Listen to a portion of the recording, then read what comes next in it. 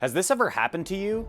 You're playing in bracket and you run into that one Fox player in your region who always complains about not having anyone to practice with, so you take it upon yourself to play some friendlies with him on Slippy.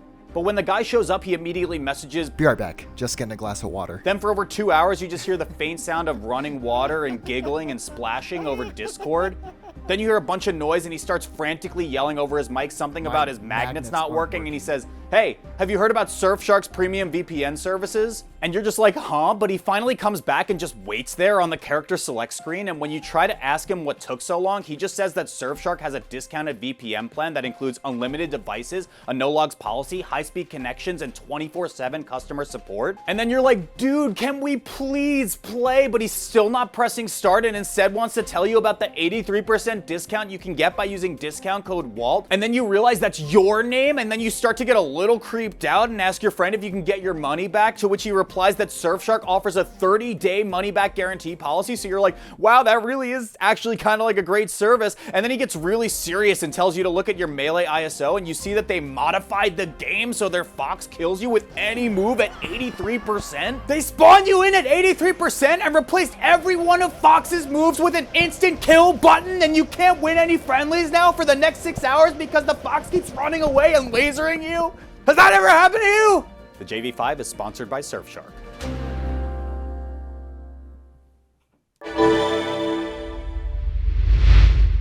How's it going, ladies and gentlemen? Turndownforwalt here, and welcome to the JV5, the home for Melee's craziest and most exciting moments of your favorite events. It may have taken a full-on global pandemic, but after 1,096 days, the Big House is finally back. After being canceled as an online major back in 2020 by our good friends turned event sponsors, the Big House 10 finally took off this past weekend. From one unexpected Canadian reaching top 8 at a major US tournament for the first time to one other kinda Canadian making Melee history. Let's delve deeper into 5 of the best performances from the Motor City in this week's JV5. Game 1, Bobby Big Balls versus none in a stock trade to get things going on. Single hit is all Jojo needs, maybe it's a grab, that's the roll in. 2 needs, gets reversed, not played, there's the third one, that can be it. Coming off the back of a stellar 9th place finish at Lost Tech City, Melee Stats' very own Pipsqueak was looking like one of the top international talents to look out for at the Big House 10. And during his run through winners bracket, he absolutely delivered on all the hype surrounding him and then some by making top 24 winners side, while taking sets over top North American players like Danny Phantom, Grab, None, and The Real Thing. Riding a whopping 6-set win streak heading into top 24, Pipsqueak looked to be on the fast track to attaining his first North American Super Major top 8 spot. However, before he could set foot in the championship bracket, he had to get past top Canadian Fox talent Soonsay. Despite winning sets this year over some of the best Fox mains in the world like Slox, Chem, Skurzo, and Professor Pro, Pipsqueak would ultimately be outmatched by Soonsay 3-1, falling into the losers bracket. After coming up short in his initial bid to make it into top 8 through winners, Pipsqueak would have one more shot in losers bracket, this time crossing controllers with arguably the second best Falco main in the game, Fiction. This set proved to be a super fun back and forth battle to watch, but in the end, it was Fiction who emerged victorious, eliminating Pipsqueak at 9th place. Oh man, Pip. Oh, he's no jump! That's it! Oh, Fiction! Coming over the top. The fist bump. I love that Fiction pop-off. He does that all the time. And he has qualified as our last member for Melee top 8 at the Big House 10. Currently sitting at the number 2 spot on the SoCal Melee Power Rankings, Fiction has built up quite the impressive resume over the year, which includes 3 top 8 major placements, alongside a bevy of wins against world-class talents such as Joshman, Slug, Ginger, S2J, None, and Mango. Heading into the Big House 10, Fiction was riding a massive 11 tournament win streak, and it seemed his winning ways transferred over nicely into the winners bracket, as he nearly qualified for top 24 before being slapped into losers by Jmook with a quick 3-0. Undaunted by this one-sided exit from winners, however, the second greatest Falco main on the West Coast would embark on a 3-set win streak, which would see him make top 8 loser side after barreling his way past a trifecta of hard-hitting Fox players in Aklo, SFAT, and Pipsqueak.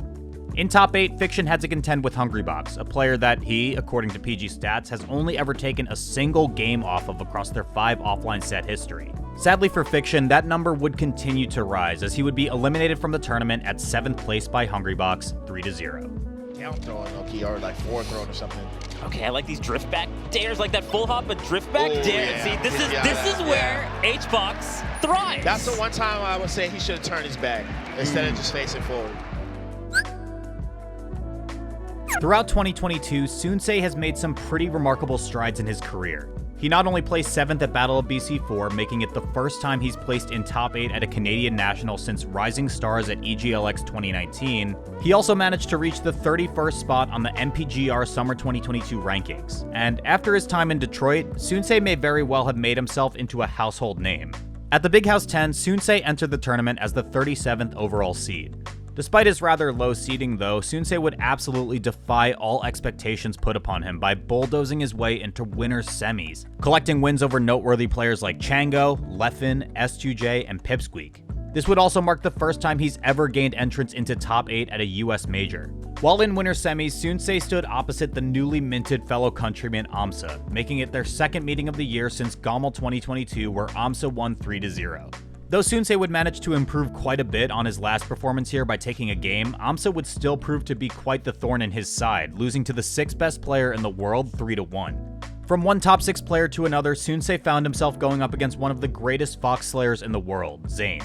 While he did put up a commendable effort against the current best player in Melee, Sunsei would be carved out of the tournament at 5th place with a 3-0 loss, qualifying for both Smash Summit 14 and the Panda Cup finale in the process.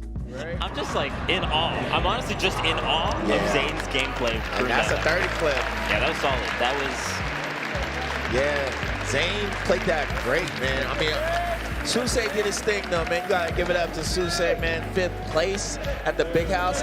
He Amazing was show. seeded 37. Amazing show. 37. After being placed outside of the top 10 for the first time in his career on the recent MPGR Summer 2022 rankings, Mango has seemingly returned to his old form. In the span of August to September, he went from having no major wins and being ranked number 11 to winning 2 majors nearly back-to-back and being widely considered to be one of the absolute best players in Melee again. After being only a week removed from his amazing win at Lost Tech City, Mango appeared to be neither the kid nor the buster at the Big House 10, as he reached top 8 after going on a devastating path through winner's bracket, leaving behind a trail of smoldering hot W's over some of the most elite players around like Umarth, Toussaint, Axe, and Zane. Waiting for Mango in top 8 winners semis was IBDW. This would mark the first time they've faced off in a tournament since GOML 2022 back in July, where IBDW won a close 3-2 set. Mango, having seemingly been revitalized since their last encounter, quickly dispatched IBDW with a commanding 3-0 set win, advancing to winners finals. In winners finals, Mango crossed paths with his top caliber Yoshi rival AMSA. After his winners bracket run so far though, Mango was looking nigh unbeatable, and seemed to be primed to take home his 3rd major title of the year. However, AMSA put a stop to those plans definitively by bringing down Mango 3-1, sending the SoCal native into losers finals. There, Mango had to face IBDW again in the run back. Even though Cody was coming into losers finals hot off the momentum of back-to-back wins over Hungrybox and Zane, Mango nearly defeated him just as handedly compared to their winner semi set, knocking IBDW out with a 3rd place medal and earning another potential 2 sets against the Yoshi. At first, Grand Finals didn't look too good for our hero as he began to stare down elimination after losing the first 2 games. While Mango would rally in the last half to bring the set to a Game 5, it would be AMSA who would seize the crown, removing Mango from the tournament 3-2. Throughout 2022, AMSA had come so close to taking his first US major, but just couldn't cross the finish line, placing 3rd and 2nd at Pound 2022 and Double Down. It should be noted that while he did win FET 2 this year, he was the only top 10 member in attendance for that tournament. Definitely an exceptional win for AMSA, but it wasn't the same as that one highly coveted, stacked Super Major win that would surely complete his resume as one of the best players on planet Earth. Arriving in Motown off a much shorter commute from Canada and following a 4th place finish at Lost Tech City the previous weekend, AMSA entered the Big House 10 with what appeared to be even more of a drive than ever to end the year with his first Super Major title under his belt. Looking like an unstoppable force of nature, AMSA practically speed ran his way into winners semis, only dropping 2 games the whole way while nabbing sets over some of Melee's elite like Mateo, Crudo, Kadoran, and Hungrybox. In his first match of top 8, AMSA had to play now fellow Canadian Sunsei, whom he would quickly dispatch with a crushing 3-1 set win, setting himself up in winners finals of a Super Major for the 2nd time this year. Awaiting AMSA on the other side of winners finals was Mango, who looked to be in peak form after winning Lost Tech City last weekend. However, AMSA, also looking in top form himself, would boot Mango into losers finals with a 3-1 set win, achieving his first grand final spot ever on the winner's side at a super major. Climbing his way back up through losers to challenge AMSA for the title of the Big House champion was Mango in what would become one of the most important sets in AMSA's entire career. Mango would be fighting for a claim to first place at half of the Big House Tournament Series, while AMSA looked to achieve his first major win of his career alongside becoming the first ever Yoshi main to top a super major. In comparison to their winners final set, their grand final set would come down to the wire in a historic 5-game set. However, with one last decisive parry, AMSA would seal Mango's fate, taking the tournament 3-2, becoming not only the first Yoshi main to win a super major, but also the first Japanese-born player to win a North American major since Captain Jack's win at MLG San Francisco 2004. A super major, the hardest tournament we've ever seen in 22 years. It was one open up, one mistake from Mango. Jab reset, up air, jab reset, up air, and finally he sweeps the floor. Oh, Mango smashes the controller down. He knows that he had it. He knows how close he was. Mango put up an incredible fight because that was looking like it was going to be easy peasy for AMSA. Yeah. Then it looked like it was going to be easy peasy for Mango, and there were going to be broken hearts. But at the last stock, Game 5, Big House 10. I don't believe it. A Yoshi? Yoshi Bobby. A Yoshi is the best of the 987 competitors. Solo Yoshi has now officially won a super major before Solo Sheik. With his win at the Big House 10, AMSA has without a doubt ushered in a brand new era for Melee. An era where quite possibly any character can win a major if the player behind them can muster up determination and discipline necessary to take on the world. With another 2 months left in the ranking season, as well as several more high-profile majors left to be won, we may very well be seeing the first time in our game's history that a Yoshi player is the undisputed best in the world. What a glorious time to be a Melee player, and to harken back to Scar and Mango at the Big House 9, there is so much more Melee to be played.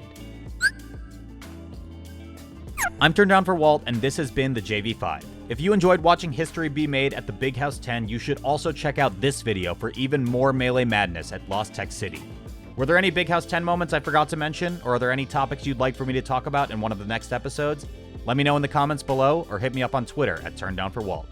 Big thank you to patrons of the channel who help make content like this possible, especially Avishua Stein, Dorian, and Storm. I hope you enjoyed, and as always, thanks again for watching, and see you next time.